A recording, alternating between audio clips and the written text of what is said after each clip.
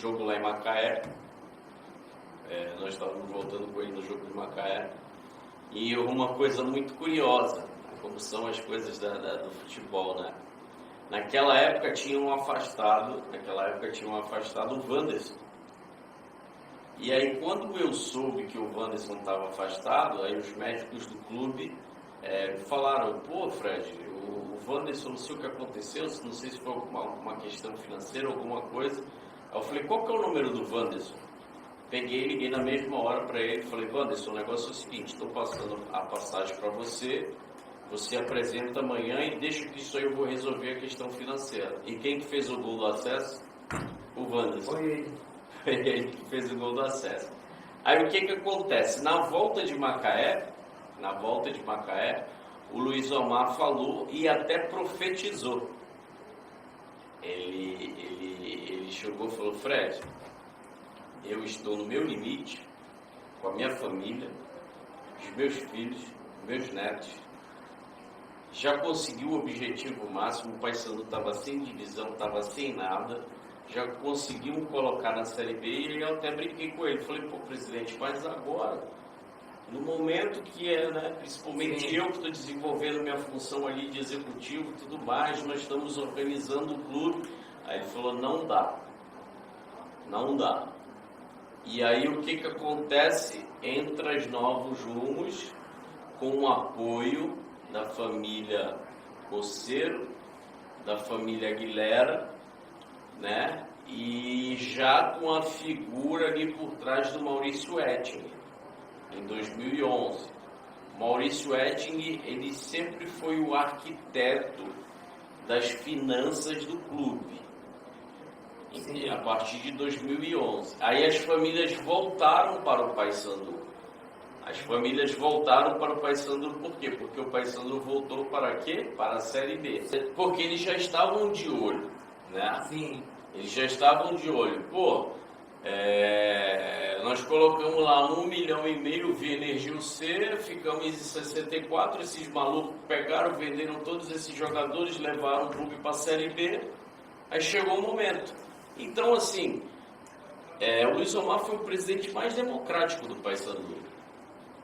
Foi o presidente mais democrático do Paysandu e mais desprovido de vaidade. Durante toda a nossa gestão, se vocês forem ver, nós nunca tivemos treinos de portão fechado, perdemos para casa, não saímos pelo lado daquele portão do aeroporto, perdemos para o Salgueiro, continuamos.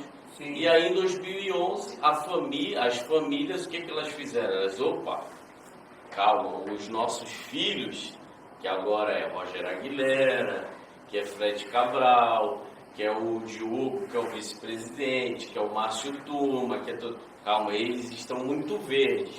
Então o que nós vamos fazer? Nós vamos colocar o Tony Coceiro, nós vamos colocar o Van Dijk. Aí colocaram o Van Dijk fez a gestão dele, né? Fez a gestão dele e depois tem que pegar. A gente vai passando até esquece. Eu acompanhei, né? Aí fizeram, o Van Dijk foi um presidente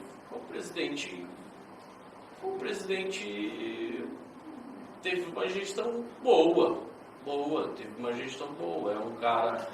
é um cara, até brincava, bom malandro, entendeu? Ele era bom malandro, ele como jogador, como articular, tanto que depois ele veio a ser vereador, entre outras coisas mais. Só que aí a partir do momento começou a atiçar as famílias, né?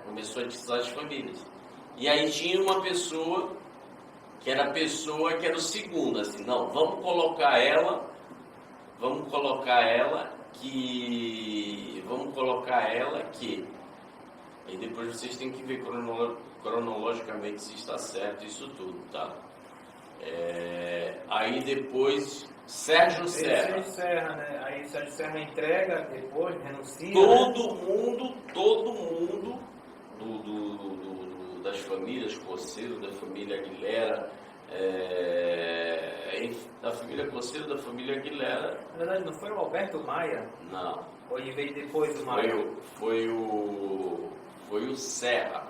Serra e Maia. O Maia que cria o negócio da Globo e tal, né? É por isso que eu estou dizendo, tem que ver. Nós estamos falando o mandato do 12, 13,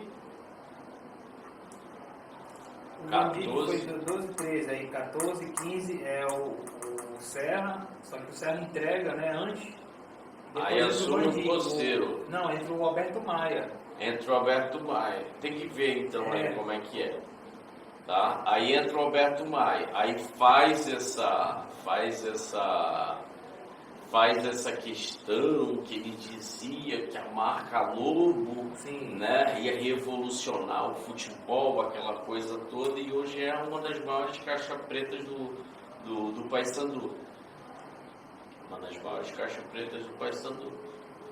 Hoje ninguém sabe, na verdade, quanto que arrecada, quanto deixa de arrecadar, quanto que é isso, quanto que é royalties. Mas ela pertence ao clube? Ninguém sabe, é uma caixa preta. Em todas as reuniões, em todas as coisas, aí já falando da parte política. O que acontece?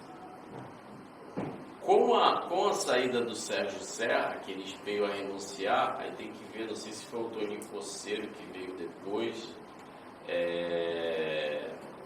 Depois do Maia é o Tony Coceiro, e depois vem o Ricardo.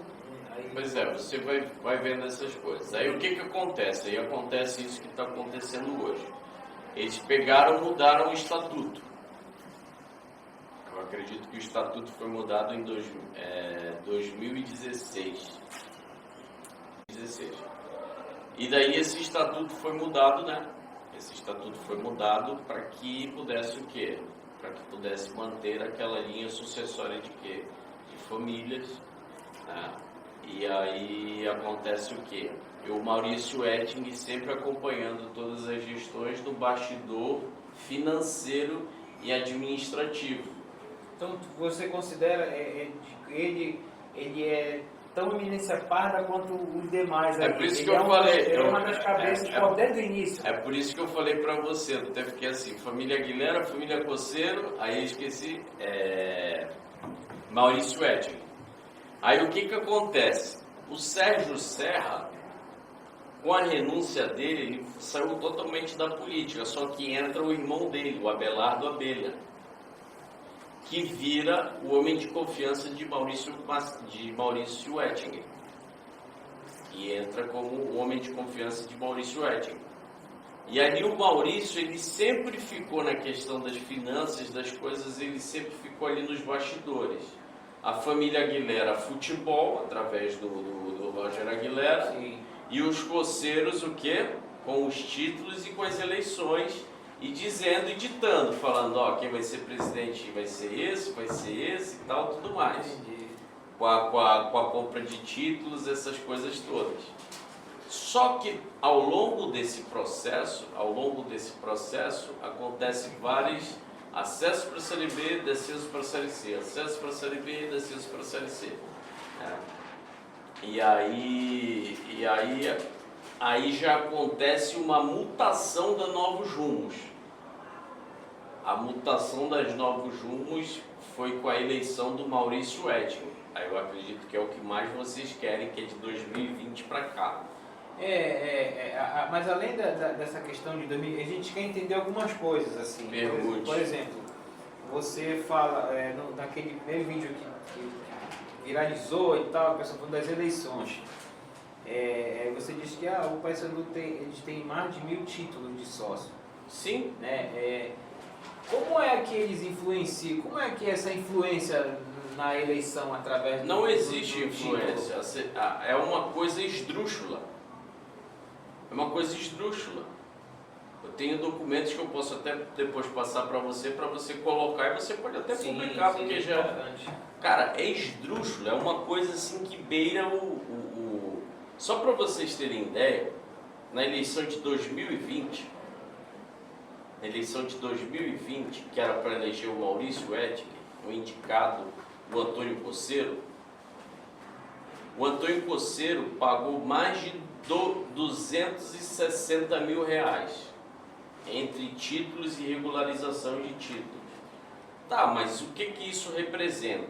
Ele comprava vários títulos, né? Ele Sim. comprava vários títulos e aí ele desovava, distribuía. Ele Sim. tem a quadra, distribuía para os funcionários dele. Sim, entendi. A marca Lobo, por exemplo, a marca Lobo, quase todos os funcionários tinham títulos. Aí o que que acontece? Na eleição de 2020,